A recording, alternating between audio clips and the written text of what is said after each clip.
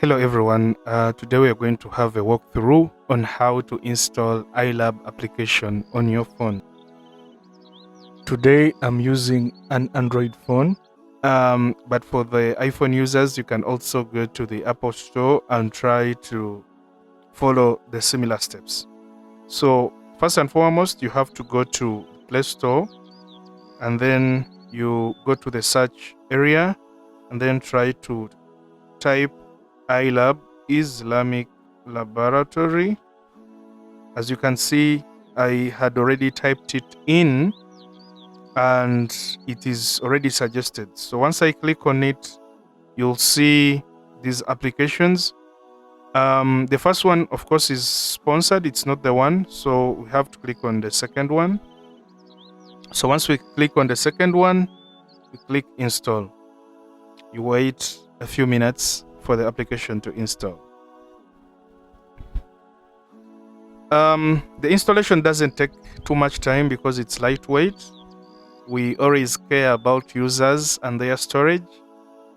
So once it is done, you click the opening section and then you'll be able to see the sign in into your account, and also down here you can see create an account. So since we don't have an account, as a person who wants to learn Qur'an, Arabic, and Islamic Studies, I have to create an account below. And once you do that, you'll be able to enter the details.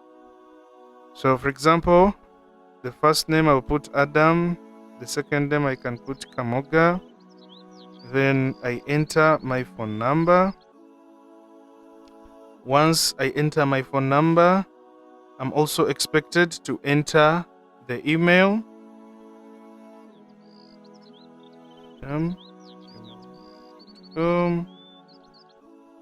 And lastly, I enter the password. So once you do this, you'll be able to log in. Alternatively, one of the fastest ways is to continue with Google. If you continue with Google, even if you are a first-time user, it's very easy to sign up. So once I click continue with Google, I choose my email below, Adam Kamoga. So I wait a few seconds, then I will be redirected to the first screen. So as you can see, the first screen, they say, welcome Adam. Do you want to learn Quran, Arabic, or Islamic Studies? So I'll just say, let's start it. So the second page is to set up your class profile. Why? Because it gives us more details about a student. So as you can see, I've already selected my country as Uganda. But if you are from other countries, you can also choose your country. Then I enter my phone number. Once I enter my phone number, I choose my gender. Then how did you hear about us? It's actually better. You also let us know, or you can skip if you want, but we also need to know where you get to know about us. So for example, I can choose conference. What would you like to learn? So there are several things here. There are several domains which you can choose from. So for my case, I'll choose Quran recitation and Tajweed. So once I continue to the next part, I am supposed to choose the class time. One thing you need to know about iLab or Islamic Laboratory, currently they have 4 sessions. They have 4 windows of learning in a day.